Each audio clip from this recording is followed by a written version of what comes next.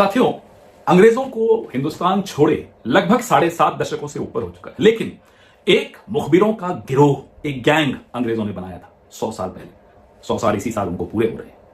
राष्ट्रीय स्वयंसेवक संघ, ये तब से अब तक सिर्फ और सिर्फ मुखबिरी करता रहा, देश को कमजोर करता रहा, देश को स्वतंत्र करने का जो युद्ध चल रहा था, संघर्ष चल रहा था, उसको कमजोर करता रहा।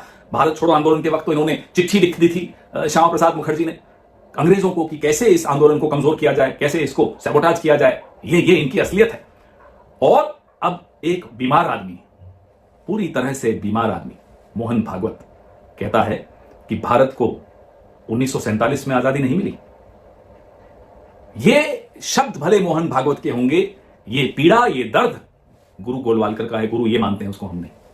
गुरु गोलवालकर वो आदमी है जो 1947 तक अंग्रेजों की जी हुजूरी करता रहा, और उसको दर्द इसी बात का था कि एक ऐसा संविधान आ गया जो दलितों को आरक्षण देता है, जो आदिवासियों के लिए आरक्षण की बात करता है। ये कैसा संविधान? उसको दर्द इस बात का था ये तिरंगा कैसे आ गया, और वो दर्द राष्ट्रीय स्वयंसेवक संघ में आज तक है।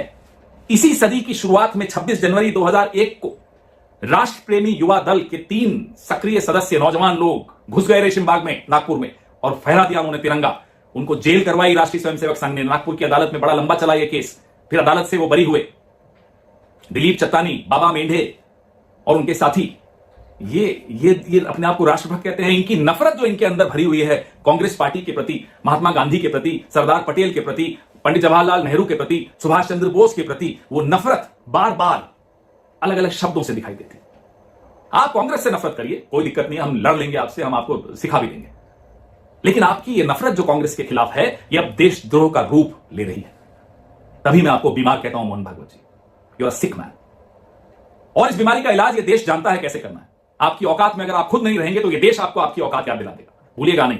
हो सकता है हमसे कोई चूक हुई होगी कि आपको सही वक्त पे आपकी औकात नहीं दिखाई, लेकिन इस देश से कभी चूक नहीं होती।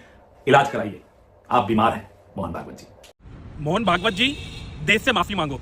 जिस तरीके से आपने देश का अपमान करा है, इस देश की आज़ादी की लड़ाई में अनेकों नौजवान साथियों ने, छात्रों ने, बुजुर्गों ने, हमारी माताओं बहनों ने अपनी कुर्बानियां दी हैं, अपने जीवन की कुर्बानियां दी हैं, और अपने खून से देश के जो आज़ादी की लड़ाई को सींचा है। और देश के हमारे तमाम महात्मा गांधी जी से लेकर तमाम हमारे देश के जो फ्रीडम फाइटर्स हैं, आज उनकी आत्मा को भी अपमान पहुंचा आपके इस बयान से। देश की आज़ादी 1947 में मिली थी, ये देश के हर एक नागरिक जानते हैं। आपने देश के नागरिक का और हमारे तिरंगे का अपमान करा है। आप देश से माफी मांगे। और मैं देश की राष्ट्रपति जी से यह अनुरोध करना चाहता हूं कि तुरंत मोहन भागवत जी पर कार्रवाई होनी चाहिए, और जो आरएसएस नाम की संस्था है जिसने बार बार देश को तोड़ने का काम करा है, इस आरएसएस नाम की संस्था को तुरंत बैन करा जाए। ये वही संस्था है जिसने महिलाओं का अपमान बार बार कराया, ये वही संस्था है आज जिसके चीफ देश की जो आज़ादी की लड़ाई को, पूरी आज़ादी की लड़ाई को देश का इन्होंने अपमान करा है। तो मेरे देश की जो हमारी राष्ट्रपति जी हैं, उनसे भी अनुरोध है कि तुरंत आरएसएस पर बैन करा जाए और मोहन भागवत पर एक सख्त कार्रवाई करी जाए। देशद्रोही मोहन भागवत।